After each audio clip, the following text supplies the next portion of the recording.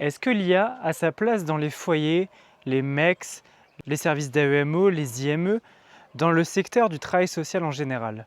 C'est vraiment une question que j'ai envie de vous poser aujourd'hui, parce que pour moi, elle n'est pas si simple à répondre que ça. En fait, évidemment, l'intelligence artificielle, on s'imagine que ça n'a pas forcément sa place au départ, puisqu'on est dans des métiers d'humains et on a envie de garder au maximum la relation. Et automatiser les choses avec l'IA, ça risque de perdre cette saveur de contact humain. Sauf que, est-ce que je suis le seul qui, en arrivant dans un foyer ou même en service d'AEMO, s'est rendu compte qu'on passait parfois la moitié, voire les trois quarts de notre journée à gérer de l'administratif? Que ce soit gérer les mails ou alors réserver des voitures, c'est quoi cet enfer de devoir prendre un rendez-vous avec une famille et d'aller voir 5 calendriers différents parce qu'il faut qu'il y ait tel collègue qui soit dispo, il faut qu'on soit disponible nous-mêmes, il faut qu'il y ait un véhicule de disponible, il faut qu'il y ait une salle de disponible. Enfin, qui a déjà passé plus de 15-20 minutes pour un seul rendez-vous? Moi j'ai l'impression que ces tâches-là, mais c'est imbuvable et que ça nous bouffe une quantité de travail impressionnant qui fait qu'on est moins disponible pour les familles, pour les personnes qu'on accompagne. Et je me dis que l'IA, ça serait peut-être pas une mauvaise solution pour résoudre ce genre de problème. J'en ai déjà vu même en foyer des gens qui arrivaient et là, ils avaient la responsabilité de la compta. Et en fait, ils passaient leur journée à la compta plutôt que d'être avec les jeunes. Et c'est pas qu'ils voulaient pas, c'est juste qu'ils ne pouvaient pas parce qu'il fallait absolument que tout soit rentré dans des cases pour telle heure. Et c'était imbuvable, personne n'avait envie de faire ce genre de responsabilité. Alors qu'en fait, avec un système IA bien pensé, bien réglé, tout se ferait beaucoup plus facilement. En plus, si on entraînait un outil IA par rapport à notre métier, on pourrait avoir un outil IA qui aurait des automatismes et qui comprendrait le métier sur ce qu'on lui demande.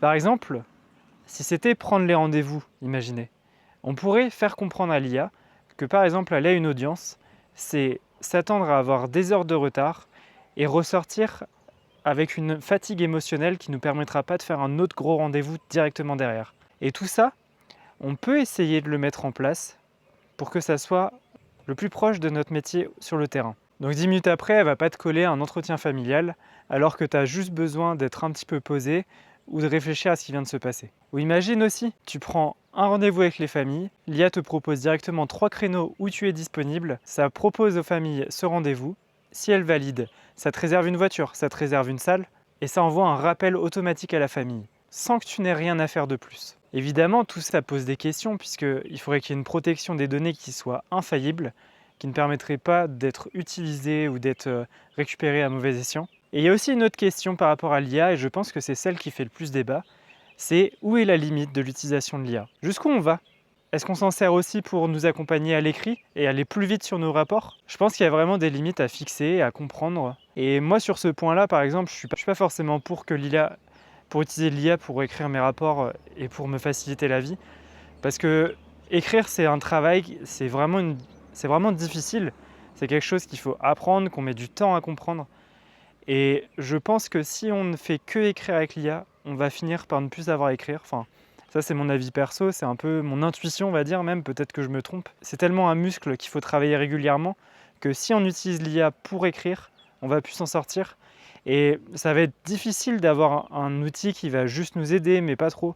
Je pense que c'est soit tout ou rien sur ce point-là, j'ai l'impression. Ça m'intéresse d'avoir ton avis en commentaire. Alors aujourd'hui, j'aimerais bien, pourquoi pas, réfléchir à une solution pour gagner du temps et se débarrasser de l'administratif qui ne sert à rien dans nos structures. Je ne sais pas où ça va amener, ce petit chose que je vais vous proposer, mais j'ai créé un formulaire Google dans lequel vous allez pouvoir répondre à quelques questions sur l'IA et savoir si ça pourrait vous intéresser d'avoir ça dans vos structures. Puisque c'est comme tout, s'il y a du besoin, eh bien pourquoi ne pas créer quelque chose qui répondrait à ce besoin? Donc ça pourrait vous prendre 5 minutes de remplir ce formulaire, ou alors vous mettez juste en commentaire si vous avez vraiment que 30 secondes.